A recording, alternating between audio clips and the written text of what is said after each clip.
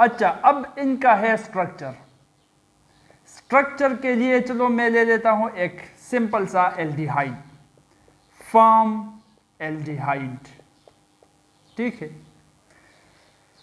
अब इसमें हमको दिख रहा है कि कार्बन चूंकि डबल बॉन्ड के थ्रू ऑक्सीजन के साथ लिंक हुआ है, कार्बन ने ऑक्सीजन के साथ डबल बॉन्ड के थ्रू बॉन्ड बना लिया है, तो इसका मतलब ये कार्बन जो है this is sp2 hybridized and as well as this oxygen is also sp2 hybridized, ठीक है। ये दोनों sp2 हाइब्रिडाइज्ड है, तो हाइब्रिडाइजेशन इसके अंदर sp2 है। अब ये कार्बन जो इस ऑक्सीजन और दो और एलिमेंट्स के साथ लिंक हो रहा है, तो जो बॉन्ड एंगल ये बना रहा है वो बॉन्ड एंगल हर एक के साथ 120 डिग्री है, इधर भी 120, इधर भी 120 और इधर भी 120 डिग्री। इस बॉन्ड एंगल के साथ ये बॉन्ड बना लेते हैं एक दूसरे के साथ, ठीक है।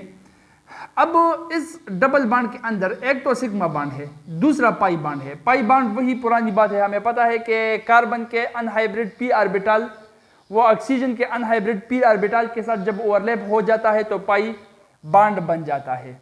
यहां तक तो बात समझ में आ गई। तो ये सिंपल सा एक स्ट्रक्चर है, ठीक है, एल्डिहाइड का। इसके अलावा अगर बात करें तो ये जो डबल बॉन्ड है ऑक्सीजन और कार्बन के बीच, इसकी लेंथ की, तो इसका लेंथ है तकरीबन 1 पॉइंट क्या दिया गया है 23 डिग्री, ठीक है, 1.23 डिग्री एंगस्ट्रॉम।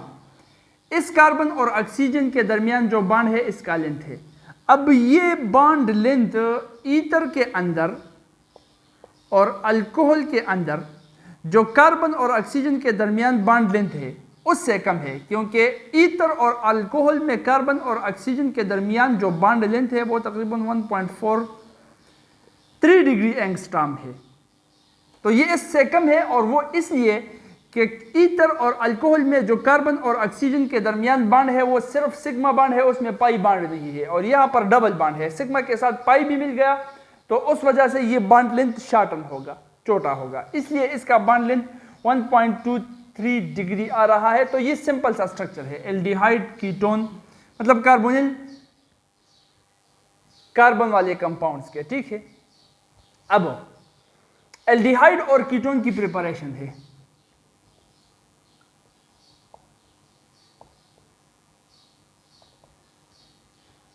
किस तरह से एल्डिहाइड और कीटोन को हम प्रिपेयर कर सकते हैं, तैयार कर सकते हैं। नंबर फर्स्ट जो तरीका दिया गया है आपके कोर्स सिलेबस में वो है ओजोनोलाइसिस ऑफ अल्कीन। अल्कीन की अगर हम ओजोनोलाइसिस करें तो इससे कार्बोनिल कंपाउंड्स वो बनेंगे, कार्बोनिल कंपाउंड्स या एल्डिहाइड बनेगा या कीटोन बनेगा, जिसमें कार्बोनिल फंक्शनल ग्रुप मौजूद हो, C डबल बॉन्ड O मौजूद हो, ठीक है। अच्छा, सबसे पहले अगर अल्कीन स्ट्रेट चेन का अल्कीन हो और उसकी हम ओजोनोलाइसिस करें तो उससे बनेगा एल्डिहाइड, और अगर ब्रांच्ड चेन अल्कीन हो उसकी हम ओजोनोलाइसिस करें तो उससे फिर बनेगा कीटोन, ठीक है। अच्छा, अल्कीन की जब हम ओजोनोलाइसिस करें तो डायरेक्ट कार्बोनिल कंपाउंड मतलब एल्डिहाइड या कीटोन वो नहीं बनता, ओजोनोलाइसिस से अल्कीन का वो बनेगा ओजोनाइड, जो कि एक इंटरमीडिएट स्ट्रक्चर है, बहुत ही एक्सप्लोजिव है। इस ओजोनाइड को हम आइसोलेट भी नहीं कर सकते। इस ओजोनाइड को फिर हम जिंक और वाटर के साथ रिएक्ट कर लेंगे, मतलब गर्म वाटर, गर्म पानी के अंदर जिंक डाल लेंगे और उसमें इस ओजोनाइड को इसको बात दे देंगे उसके अंदर, ठीक है। जब ओजोनाइड उसमें बात ले लेगा तो इस ओजोनाइड से ये स्प्लिट अप हो जाएगा और इससे कार्बोनिल कंपाउंड्स मतलब कीटोन्स या एल्डिहाइड्स ये बन जाएंगे। देखो अब गौर से, फॉर एग्जांपल मैं ले रहा हूं एक simple alkyne CH2 double bond CH2, इसके साथ ऐड कर रहा हूं ozone. Ozonolysis mean the addition of ozone, ठीक है, ओजोन ऐड होना। तो अब होगा यूं कि ये हुआ एक कार्बन, देखो इसको गौर के साथ, इसके साथ हाइड्रोजन और इसके साथ हाइड्रोजन, ये हुआ दूसरा कार्बन, ये हाइड्रोजन, ये हाइड्रोजन, ठीक है। ये 3 ऑक्सीजन इसके साथ ऐड हो जाएंगे और ये डबल बॉन्ड खत्म हो जाएगा। ये जो अब बन रहा है this is ozonide which is very explosive and cannot be isolated. We should have to bath it in the warm water of the zinc. And जब हम इसको जिंक के साथ रिएक्ट कर लेते हैं, जिंक के साथ जो कि वाटर में होता है रिएक्ट कर लेते हैं, तो क्या होता है, ये जिंक इससे ये ऑक्सीजन ले लेता है और ये इस पॉइंट पर जहां पर पहले डबल बॉन्ड हुआ करता था यहां पर स्प्लिट हो जाता है, तो ये तो ZnO बन जाता है जिंक ऑक्साइड। अब ये क्या रह रहा है, देखो CH और O, CH और O ये बन रहा है, CH डबल बॉन्ड O, एक भी CHO है और दूसरा भी CHO है, ये CHO डबल बॉन्ड O है। दो मॉलिक्यूल बन रहे हैं किस चीज के, फॉर्म एल्डिहाइड के। ठीक है, चलो अब एक और हायर अल्केन ले लेते हैं। मान लो एक अनसाइमेट्रिकल अल्कीन ले लेते हैं। अगर 2-ब्यूटीन ले लूंगा तो वो भी बिल्कुल इसी तरह से है, ठीक है, वो भी साइमेट्रिकल है। इस तरह से उसमें भी ओजोन का एडिशन होकर ओजोनाइड बनेगा और फिर जिंक के साथ रिएक्ट होकर वो एल्डिहाइड बनेगा। एक अनसाइमेट्रिकल अल्कीन ले लेते हैं, CH2 डबल बॉन्ड CH और बॉन्ड CH3, ठीक है। इसकी अगर अब हम ओजोनोलाइसिस करें तो देखो, अब इसको फिर से बिल्कुल उसी तरह से साइमेट्रिकल अल्कीन के साथ करना हो, अनसाइमेट्रिकल अल्कीन के साथ ऐड करना हो, ओजोन को डबल बॉन्ड की जगह ऐड कर लो, आसानी के साथ ओजोनाइड आप बना सकते हो। ये हुआ कार्बन, इसके ये दो हाइड्रोजन, एक हाइड्रोजन और दूसरा हाइड्रोजन, ठीक है, डबल बॉन्ड को यहीं पर छोड़ दो। ये हुआ दूसरा कार्बन, इसके एक तरफ कर लो अब हाइड्रोजन और दूसरी तरफ कर लो CH3। डबल बॉन्ड क्यों हटा रहा हूं, क्योंकि यहां पर अब O3 ऐड हो रहा है, O3, ठीक है। अब जब हम इसको जिंक के साथ रिएक्ट करेंगे वाटर के अंदर, गर्म वाटर के अंदर जिसमें जिंक हो उसमें बात करेंगे, तो ये जिंक इस ऑक्सीजन को ले लेगा, जिंक ऑक्साइड बन जाएगा। इस डबल बॉन्ड पोजीशन पर ये टूट जाएगा। क्या बन रहा है, अब देखो HHC डबल बॉन्ड O, एक ये बन रहा है H bond C bond H double bond O, एक तो ये बन गया फॉर्म एल्डिहाइड। दूसरा क्या बन रहा है, C बॉन्ड H या H bond C bond CH3 और double bond O, HCCH3O, HCCH3O, मतलब एसिड एल्डिहाइड। फॉर्म एल्डिहाइड और एसिड एल्डिहाइड दोनों बन जाएगा अगर प्रोपीन का हम ओजोनोलाइसिस करें। बात समझ में आ रही है ना। तो ये स्ट्रेट चेन अल्कीन है। स्ट्रेट चेन अल्कीन की अगर हम ओजोनोलाइसिस करें, उसके साथ ओजोन को ऐड करें तो एल्डिहाइड बनेगा। अब ब्रांच चेन अल्कीन के साथ अगर करें तो कीटोन बन सकता है। किस तरह से, देखो अब इसको भी, ये हुआ CH3 bond CH double bond C bond CH3, एक हुआ यहां पर ब्रांच CH3, मतलब 2-मिथाइल 2-ब्यूटीन हो गया, ठीक है। अच्छा, अब इसके साथ ऐड कर लेते हैं ओजोन, तो कर लो ऐड। इस डबल बॉन्ड के इर्द गिर्द वाले कार्बन को ले लो, एक हुआ ये कार्बन, दूसरा हुआ ये कार्बन, डबल बॉन्ड को हटा लो। ये मैं आपको तरीका सिखा रहा हूँ, इससे आप रिएक्शन को आसानी से सीख सकते हो, ठीक है, कि ओजोन किस तरह से ऐड करना है इसके साथ। अब इस C के साथ एक तरफ तो है हाइड्रोजन H और दूसरी तरफ है CH3, और इस C के साथ एक तरफ भी CH3 है, दूसरी तरफ भी CH3 है, CH3 और CH3। अब इस डबल बॉन्ड पोजीशन पर O ऐड हो जाएगा, ओजोन ऐड हो जाएगा, डबल बॉन्ड हट जाएगा, ये बन जाएगा ओजोनाइड। और अगेन इस ओजोनाइड को हम वाटर बाथ दे देंगे, उस वाटर में बाथ दे देंगे जिसमें H2O होगा, जिंक ऑक्सीजन को उठा लेगा, जिंक ऑक्साइड बना लेगा। इस डबल बॉन्ड के पोजीशन पर क्लीवेज आएगी, ये पट जाएगा। अब क्या बनेगा, HCCH3 डबल बॉन्ड O, एक बन रहा है H bond C bond CH3 double bond O, acid aldehyde बन रहा है ये वाला। और दूसरा C, एक तरफ भी CH3, दूसरी तरफ भी CH3 और CH3 bond C bond CH3 और डबल बॉन्ड O, मतलब कीटोन बन रहा है, एसीटोन बन रहा है, ठीक है। तो इस तरह से ब्रांच चेन अल्कीन की अगर हम ओजोनोलाइसिस करें तो तब जाके कीटोन बनेगा। यहां तक बात समझ में आ गई? शाबाश। अच्छा, अब दूसरा तरीका है हाइड्रेशन ऑफ अल्काइंस। अल्काइंस की जिसमें ट्रिपल बॉन्ड होता है उसकी अगर हम हाइड्रेशन करें, मतलब उसके साथ वाटर ऐड करें, तो उससे भी एल्डिहाइड या कीटोन बनेगा। और ये हाइड्रेशन हम करते हैं एसिडिक मर्क्यूरियक सल्फेट के मौजूदगी में। फॉर एग्जांपल ये हुआ मेरे साथ CH3 double triple bond CH3 acetylene ethyne. अब इसके साथ मैं ऐड कर लेता हूं वाटर, तो ये प्रोसेस होगा HgSO4 मर्क्यूरियक सल्फेट, वो भी H2SO4 में जब शामिल हो, मतलब एसिडिक मर्क्यूरियक सल्फेट के मौजूदगी में, ये एज अ कैटलिस्ट इस्तेमाल होगा। अल्काइन के साथ हम वाटर ऐड कर सकते हैं, इसकी हाइड्रेशन कर सकते हैं। तो क्या होगा, देखो H2O को मैं इस तरह से लिख लेता हूं, H बॉन्ड OH।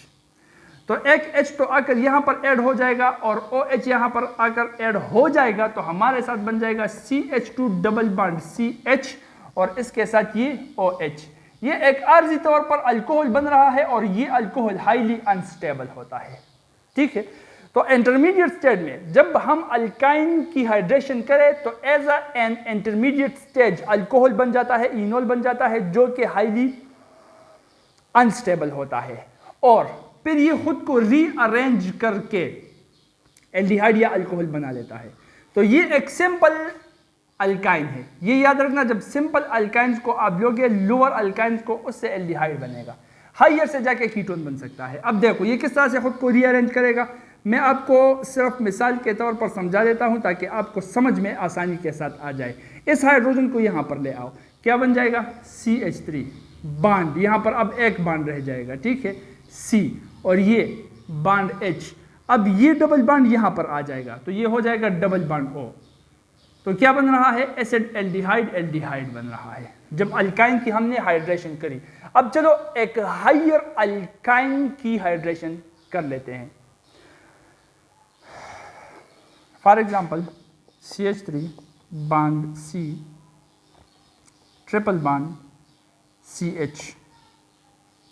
अच्छा, अब ये अनसाइमेट्रिकल अल्कीन है। अनसाइमेट्रिकल अल्कीन के साथ या अल्काइन के साथ, ये अनसाइमेट्रिकल अल्काइन है, अल्कीन या अल्काइन के साथ जब भी आप एक रिएजेंट ऐड करोगे तो उसमें मार्कोनिकॉफ रूल का ख्याल रखना है। मार्कोनिकॉफ रूल याद है ना, कि जिस कार्बन के साथ हाइड्रोजन ज्यादा हो वो वाले कार्बन एडिशन तो वहीं पर होगी जहां पर डबल या ट्रिपल बॉन्ड हो, ठीक है। तो उन दोनों कार्बन में से जो कि डबल या ट्रिपल बॉन्ड के करीब हो, डबल या ट्रिपल बॉन्ड बनाता हो, उन दोनों कार्बन में से जिसके साथ सबसे ज्यादा हाइड्रोजन हो उसके साथ रिएजेंट का पॉजिटिव साइड ऐड होगा और दूसरे के साथ नेगेटिव साइड। देखो अब यहां पर इसकी भी हम कर लेते हैं हाइड्रेशन, H2O HOH इस तरह से लिख लेता हूं, होगा ये मर्क्यूरियक सल्फेट, एसिडिक मर्क्यूरियक सल्फेट की मौजूदगी में, ठीक। अब हमें पता है कि H पर पार्शियल पॉजिटिव और H पर पार्शियल नेगेटिव चार्ज है, तो ये दोनों कार्बन है जो कि ट्रिपल बॉन्ड के थ्रू अटैच हुए हैं। अब इन दोनों में से जिसके साथ हाइड्रोजन ज्यादा है वहां पर इस वाटर का पॉजिटिव साइड जाएगा, ये मार्कोनिकॉफ रूल है। इसके साथ हाइड्रोजन ज्यादा है, एक है, इसके साथ एक भी नहीं है, तो ये हाइड्रोजन यहां पर आकर अटैच हो जाएगा और जिसके साथ हाइड्रोजन कम है वहां पर नेगेटिव साइड जाकर अटैच हो जाएगा। This is Markovnikov rule. So ये बन जाएगा CH3 बॉन्ड C और डबल बॉन्ड CH2 हो जाएगा और यहां पर OH आ जाएगा। अब ये भी अल्कोहल बन रहा है जो कि एक इंटरमीडिएट स्टेज है और ये अल्कोहल हाईली अनस्टेबल होगा, इसलिए खुद को रीअरेंज करके एनुअल प्रोडक्ट बनाने की कोशिश करेगा और वो हम कर लेते हैं। ये H यहाँ से जाकर यहाँ पर आ जाएगा, ये बन जाएगा CH3 bond C bond CH2 की जगह CH3 हो जाएगा। ये डबल बॉन्ड यहाँ पर शिफ्ट हो जाएगा तो बन जाएगा double bond O।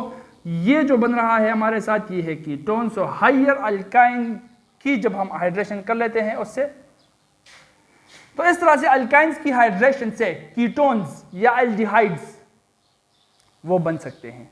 So this is aldehyde और कीटोन का प्रिपरेशन का एक तरीका है, ठीक है। The next one is oxidation of alcohol. Number 3 oxidation of alcohol, alcohol की अगर हम ऑक्सीडेशन करें तो वो डिपेंड करेगा। प्राइमरी अल्कोहल की अगर ऑक्सीडेशन करें तो उससे एल्डिहाइड बनेगा, सेकेंडरी अल्कोहल की अगर ऑक्सीडेशन करें तो उससे जाके फिर कीटोन बनेगा, सिंपल। स्ट्रॉन्ग, इससे पहले हम ये रिएक्शन कर चुके हैं, ठीक है। स्ट्रॉन्ग ऑक्सीडाइजिंग एजेंट दरकार होगा, स्ट्रॉन्ग ऑक्सीडाइजिंग कंडीशंस दरकार होंगे इस किस्म के ऑक्सीडेशन के लिए। मतलब for example strong oxidizing agent potassium dichromate है K2Cr2O7 या पोटेशियम परमैंगनेट है KMnO4, उसको उठाकर हम इनकी ऑक्सीडेशन करेंगे इन प्राइमरी या सेकेंडरी अल्कोहल की, और उससे एल्डिहाइड या कीटोन बनेगा। सबसे पहले प्राइमरी अल्कोहल की चलो कर लेते हैं। प्राइमरी अल्कोहल ये हुआ C2H5OH, ठीक है। इसके साथ हम ऐड कर लेते हैं क्या, ऑक्सीजन, इसकी ऑक्सीडेशन कर लेते हैं। अब strong oxidizing agent K2Cr2O7, potassium dichromate भी ले सकते हो और पोटेशियम परमैंगनेट भी ले सकते हो, और ये बेहतर होगा अगर हम एसिडिक ले लें H2SO4, ठीक है। अच्छा, इसके साथ जब ऑक्सीजन ऐड हो जाए, ऑक्सीडेशन हो जाएगा, ये ऑक्सीजन इससे असल में हाइड्रोजन निकलवा लेता है, तो रिमूवल ऑफ हाइड्रोजन को भी हम ऑक्सीडेशन कहते हैं। इस C2H5 को मैं इस तरह से लिखता हूं, देखो, ताकि आपको समझने में आसानी हो सके, ठीक है। CH3CH2 C2H5 हो गया, ठीक है। अब ये ऑक्सीजन इससे एक H2O हटा लेता है, H2O इसको हटा लेता है, पीछे क्या रह जाता है, देखो CH3 bond C bond H, ये रह गया, यहां पर डायरेक्ट बांड आ जाएगा, ये O यहां पर आएगा तो डबल बांड O बनाएगा और H2O हट जाएगा। तो हाइड्रोजन, उसके साथ एक ऑक्सीजन भी हट रहा है, लेकिन वही ऑक्सीजन वापस से ऐड भी हो रहा है। इसका मतलब सिर्फ हाइड्रोजन हट रहा है, ऑक्सीजन नहीं हट रहा। असल में ये हाइड्रोजन ये ऑक्सीजन ले रहा है, तो हाइड्रोजन की रिमूवल हो रही है, दिस इज ऑक्सीडेशन, ऑक्सीडेशन हो रही है। तो यहां अब जो बन रहा है दिस इज एल्डिहाइड, एल्डिहाइड, तो एल्डिहाइड बन गया है प्राइमरी अल्कोहल के जरिए, जब प्राइमरी अल्कोहल की हम ऑक्सीडेशन करें। और अगर सेकेंडरी अल्कोहल की करें तो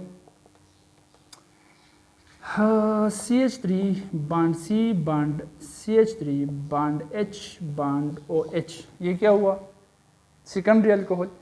इसकी हम कर लेते हैं ऑक्सीडेशन, एसिडिक पोटेशियम डाइक्रोमेट में, पोटेशियम परमैंगनेट भी ले सकते हो, ठीक है। ये H2 हो गया, ये इस O के साथ मिल जाएगा, H2O बना लेगा, H2O प्लस, पीछे क्या रह जाएगा, CH3 bond C bond CH3 और डबल बांड O पीछे रह गया, जिसको हम कहते हैं एसीटोन या कीटोन। तो सेकेंडरी अल्कोहल की ऑक्सीडेशन से कीटोन बनता है, प्राइमरी अल्कोहल की ऑक्सीडेशन से एल्डिहाइड बनता है, ठीक है। सो दिस इज, ये भी एक तरीका है एल्डिहाइड या कीटोन को बनाने। चौथा और आखिरी तरीका है फ्रीडल-क्राफ्ट्स एसाइलेशन। अगर किसी एसाइल ग्रुप को हम बेंजीन रिंग के साथ रिएक्ट करें तो उससे भी एरोमेटिक कीटोन बन सकता है। ये भी एक अच्छा मेथड है प्रिपरेशन का। फॉर एग्जांपल मैं ले लेता हूं एक बेंजीन और उसके साथ रिएक्ट कर लेता हूं एसिटाइल क्लोराइड, ठीक है। अब इस एसिटाइल क्लोराइड से, एसिड हैलाइड से ये एसाइल ग्रुप हट जाएगा, क्योंकि इस क्लोरीन के साथ इस बेंजीन से आकर एक हाइड्रोजन अटैच हो जाएगा, पीछे रह जाएगा aryl group phenol.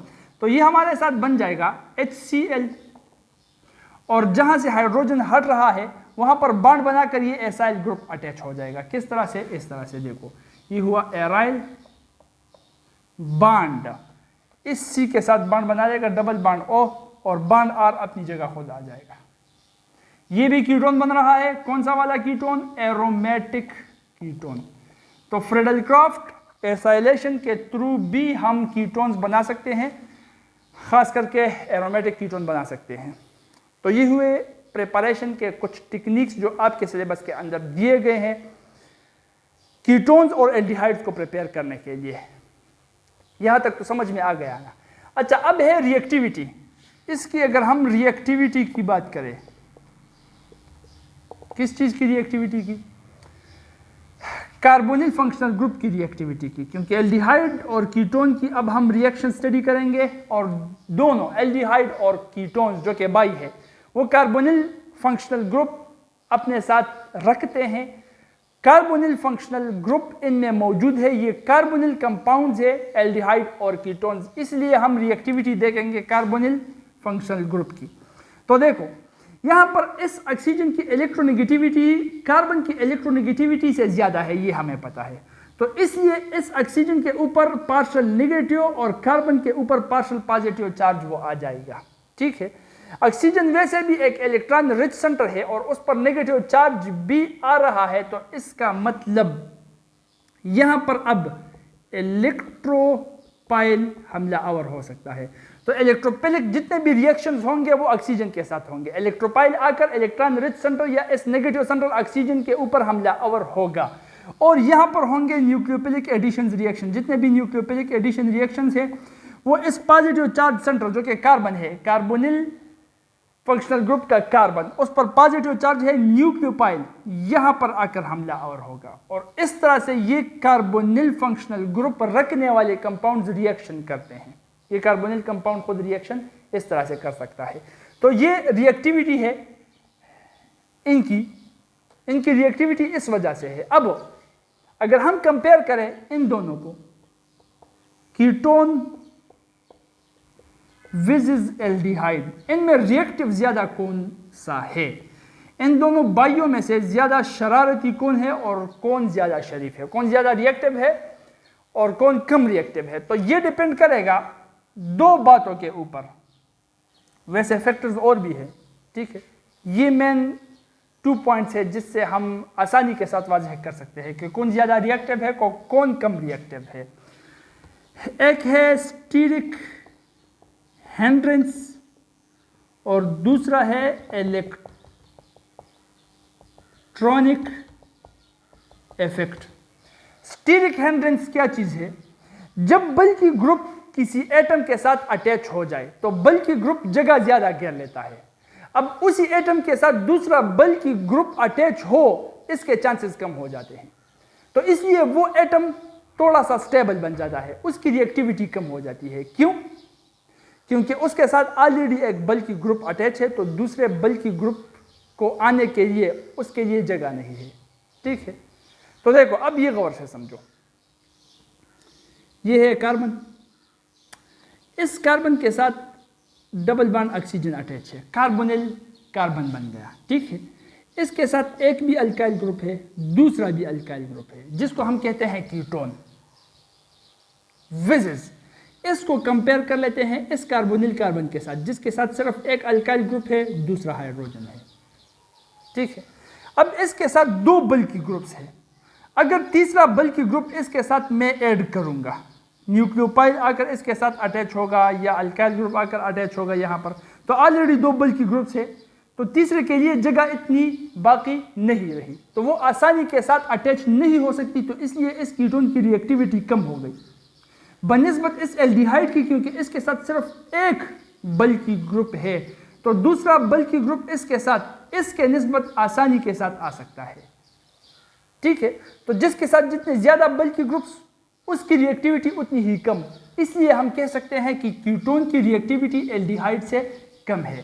Ketone are less reactive than aldehyde. अब ये एक रीजन है। दूसरा रीजन इलेक्ट्रॉनिक इफेक्ट है, और वो ये है कि हमें पता है ऑलरेडी कि ये अल्काइल इलेक्ट्रॉन्स डोनेटिंग ग्रुप्स है, अल्काइल इलेक्ट्रॉन डोनेटिंग ग्रुप्स है। चलो ठीक है, अब यहाँ पर मैं एक ले लेता हूँ कीटोन, उसको कंपेयर कर लेता हूँ एल्डिहाइड के साथ।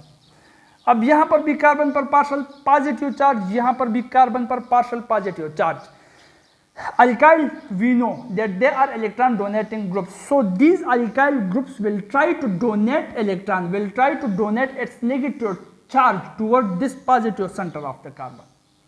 ये कार्बन जिस पर पॉजिटिव चार्ज है, जहां पर न्यूक्लियोपाइल अटैक कर सकता है, इसकी तरफ ये अल्काइल ग्रुप्स अपने नेगेटिव चार्ज को डोनेट करेंगे। तो इस वजह से इस कार्बन पर पॉजिटिव चार्ज इसमें कमी आएगी, और जब इसमें कमी आएगी तो न्यूक्लियोफाइल यहाँ पर फिर आसानी के साथ अटैक नहीं कर सकता, क्योंकि कार्बन के न्यूक्लियोफाइल वहाँ पर हमला करता है जहाँ पर पॉजिटिव चार्ज हो, जितना ज़्यादा हो उतनी आसानी के साथ हमला कर सकता है, जितना पॉजिटिव चार्ज कम हो उतने मुश्किल के साथ वो हमला कर सकता है। तो यहाँ पर ये अल्काइल ग्रुप पॉजिटिव चार्ज को कम कर रहा है, तो न्यूक्लियोफाइल आसानी के साथ अटैक नहीं करेगा तो इसकी रिएक्टिविटी कम हो जाएगी बनिस्बत इसके जिसके साथ सिर्फ एक इलेक्ट्रॉन डोनेटिंग ग्रुप है। तो ये इस कार्बन के पार्शियल पॉजिटिव चार्ज में इतना कमी नहीं लाएगा जितना यहाँ पर आ रहा है, तो यहाँ पर न्यूक्लियोफाइल इसके निस्बत आसानी के साथ अटैक कर सकता है, तो इसकी रिएक्टिविटी इससे ज़्यादा हो जाएगी। तो ये 2 पॉइंट्स है, स्टीरिक हिंड्रेंस और इलेक्ट्रॉनिक इफेक्ट, जिससे हम ये साबित कर सकते हैं कि ketone are less reactive than aldehydes. बात पल्ले पड़ रही है या नहीं?